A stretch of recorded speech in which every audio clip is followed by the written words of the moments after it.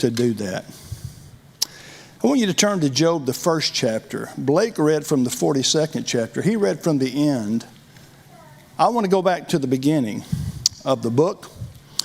And we're going to read quite a bit this morning, but we're going to look at some things that I think are very important and maybe just make one primary point as we think about all this. Beginning in Job, the first chapter, we read, "There was a man in the land of Uz whose name was Job, and that man was blameless and upright and one who feared God and shunned evil. And 7 sons and 3 daughters were born to him. Also his possessions were 7,000 sheep, 3,000 camels, 500 yoke of oxen, 500 female donkeys, and a very large household, so that this man was the greatest of all the people of the Lord."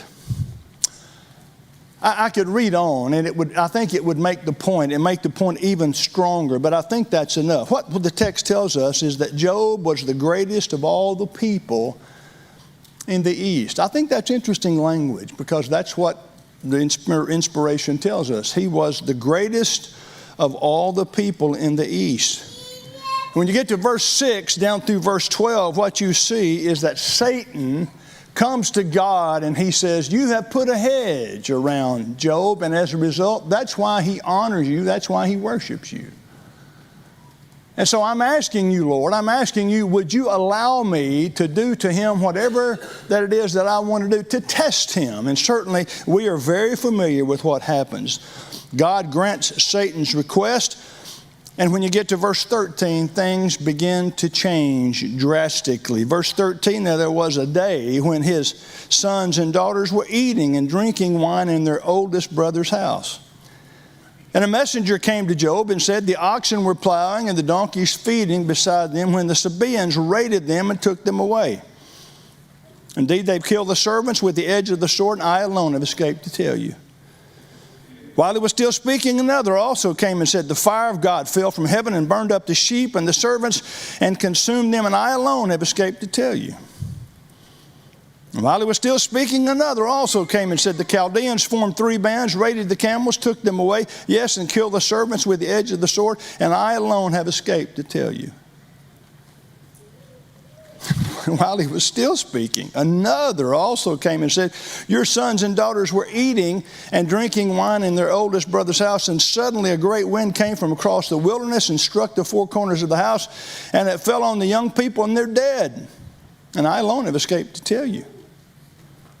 And then Job arose, tore his robe, shaved his head, fell to the ground and worshipped, and he said, 'Naked I come from my mother's womb, and naked shall I return there. And the Lord gave, and the Lord has taken away. Blessed be the name of the Lord.'" And then we're told that in all this, Job did not sin nor charge God with wrong.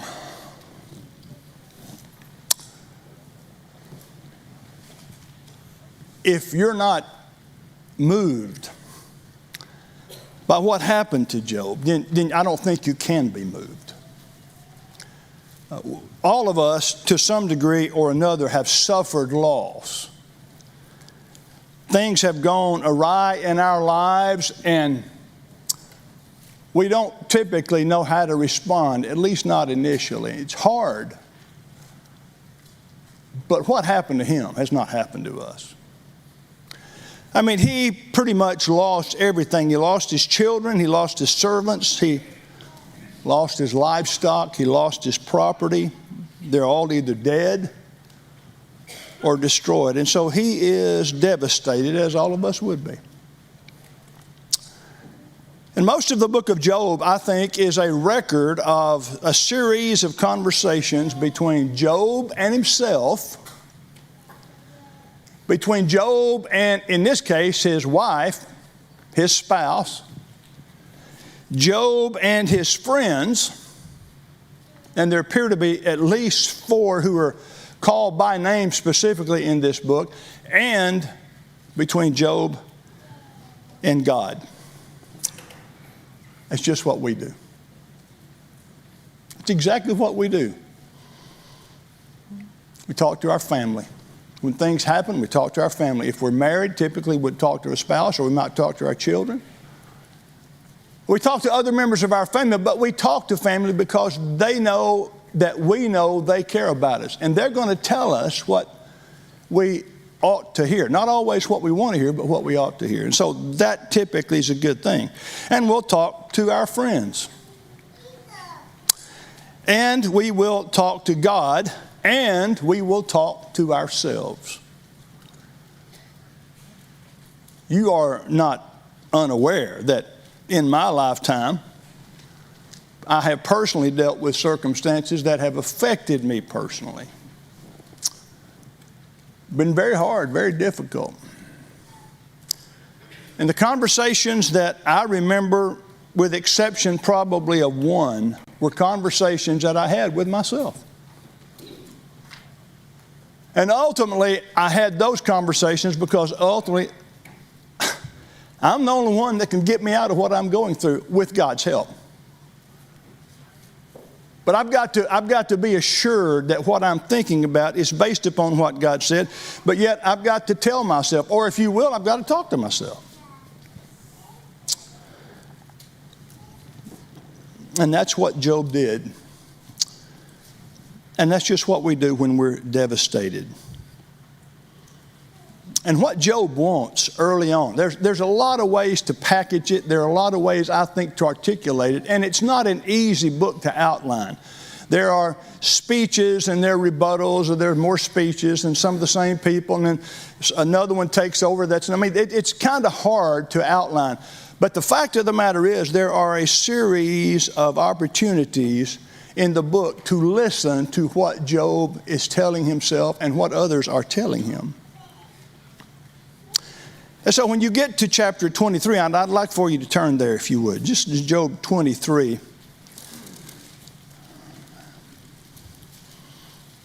Early on, Job wants an explanation. You ever wanted an explanation? You ever talk to God and say, God, I need an explanation.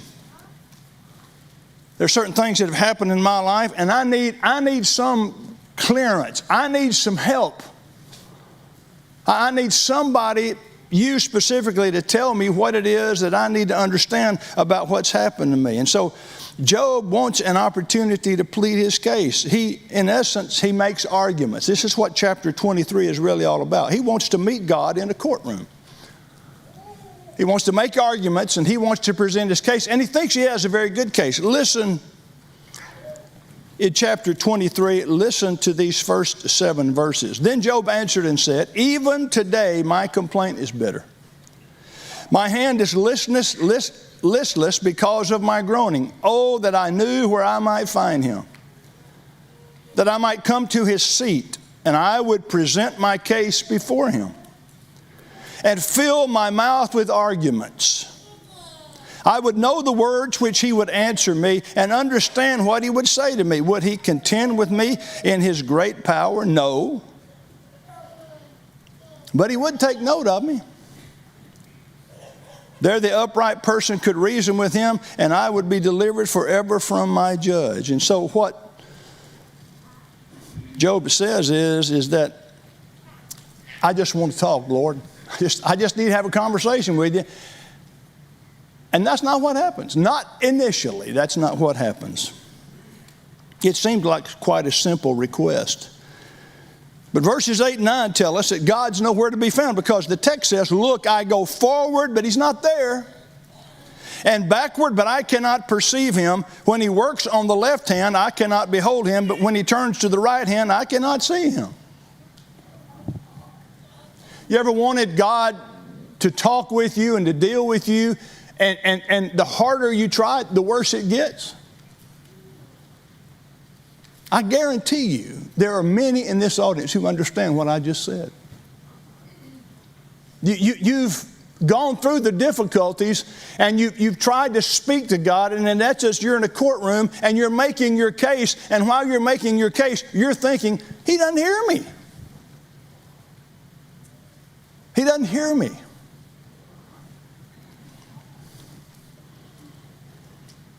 He's nowhere to be found. And then verse 10 through 12 says something that I find very interesting. And I think this is what happens to us. Verse 10 through 12. But he knows the way that I take. When he has tested me, I shall come forth as gold. My foot has held fast to his steps. I have kept his way and not turned aside. I have not departed from the commandment of his lips. I have treasured the words of his mouth more than my necessary food. You see what Job is saying? He said, I know how I feel, but that's not the reality of this. It's not the reality. Job has not rejected God or walked away from God. I think that when we go through difficulties, this group, in my judgment, are people of faith. And when you and I go through the difficulties, I don't think we run away from God. I don't think we throw up our hands and say, Lord, I've been trying, you're not there, I'm giving up. I don't think we do that. I don't think Job did that. And these verses that we just read, I think indicate that to me. Job recognizes God's sovereignty. Listen to 13 and 14 of the same chapter. But he is unique. Who can make him change? Let me just make a statement about the word unique. The word unique does not mean rare. He's not rare. He's unique. He's the one and only. He's the one and only God, and there are no others like him. He is unique. Don't use the term unique to mean rare. That's not what it means. It means he's the one and he is the only. And Job says, but he is unique, and who can make him change? And whatever his soul desires, that he does. For he performs what is appointed for me, and many such things are with him.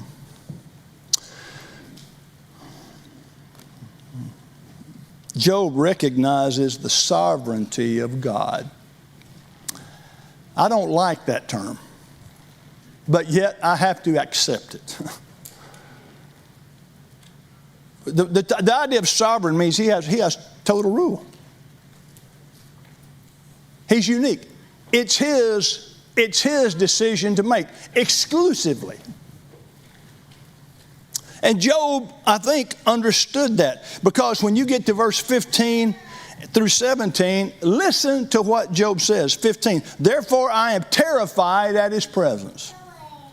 When I consider this, I am afraid of him. For God made my heart weak, and the Almighty terrifies me, because I was not cut off from the presence of darkness, and he did not hide deep darkness from my face. Job was terrified. He was terrified.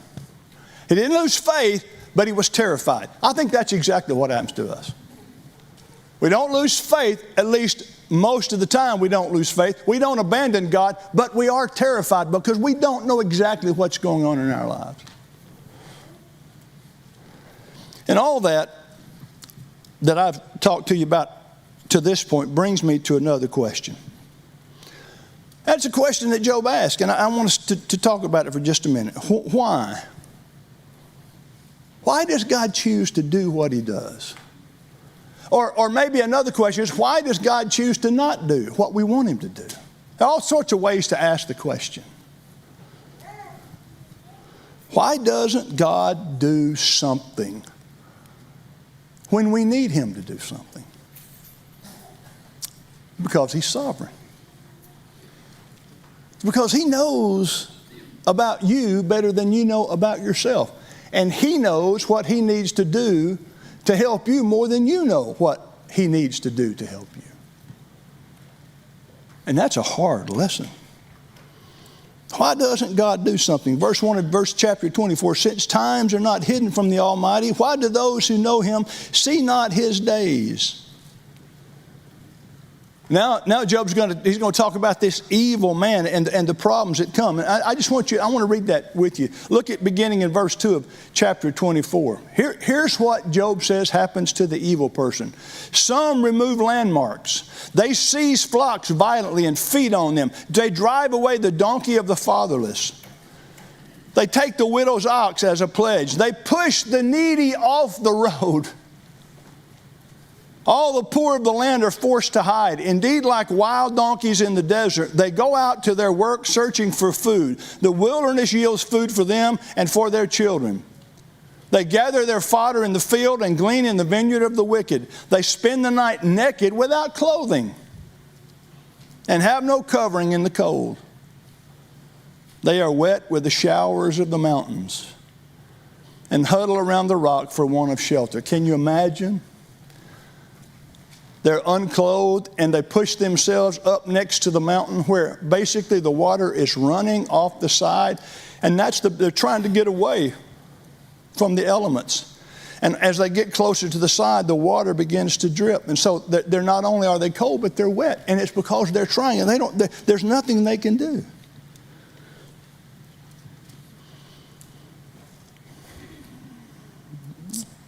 And when you get to verse 12, the text says, the dying groan in the city and the souls of the wounded cry out, yet God does not charge them with wrong.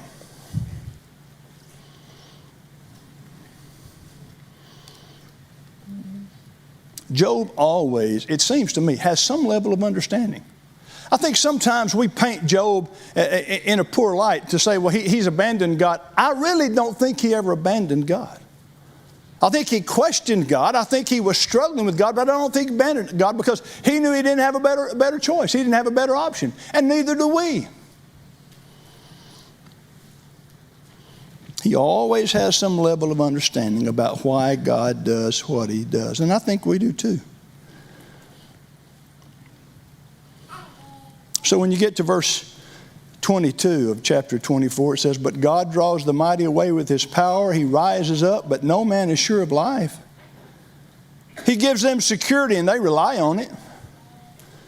Yet his eyes are on their ways. They are exalted for a little while, and then they're gone. They are brought low. They're taken out of the way like all others. They dry out like the heads of grain. Now, if it is not so, who will prove me a liar and make my speech worth nothing? You see what he's doing? He's saying, I know how I feel, but who's going to prove me a liar? I know that what I'm saying is true, even though it's hard. Even though it's hard.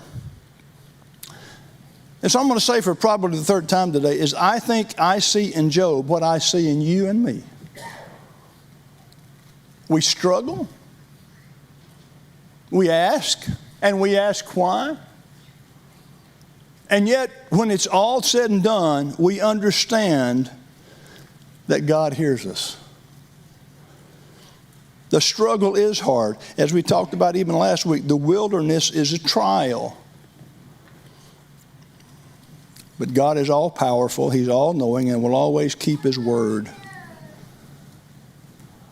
And we have to accept that. This is one of these lessons that I think about, about once every quarter. I need to preach something like this to remind us to not lose hope and to always and confidently put our trust in God. And that's what Job did. Blake read from the last chapter, those first few verses of chapter 42. Verse 2 in chapter 42, Job said, I know that you can do everything. That no purpose of yours can be withheld from you. You ask, who is this who hides counsel without knowledge? And he says, therefore I have uttered what I did not understand, things too wonderful for me, which I did not know. Listen, please, and let me speak. You said, I will question you, and you shall answer me. I have heard of you by the hearing of the ear, but now my eye sees you. Therefore I abhor myself and repent in dust and ashes. There's a lot to be said about Job. But I call this to your attention this morning. Sometimes I know why I preach what I do. And this is one of those times. I had a conversation last week with a dear friend who is struggling. And we talked about some of these very things. And he knows. He knows why. He knows that God is sovereign and he's got to deal with that. And he accepts that. And I would encourage us, no matter our circumstances, to accept what God is doing for us, knowing that He's doing what is best. And accept that. I know it's hard, but I would encourage us to do that. And I want to say one more personal thing. When it happens to me, when I'm going through something, when I'm dealing with the very things that I've talked to you about, I need you to help me. I need you to talk to me. I need you to pull me back. I need you to help me understand what I've said today. And I'll do the same for you. That's part of what being a part of a family is all about.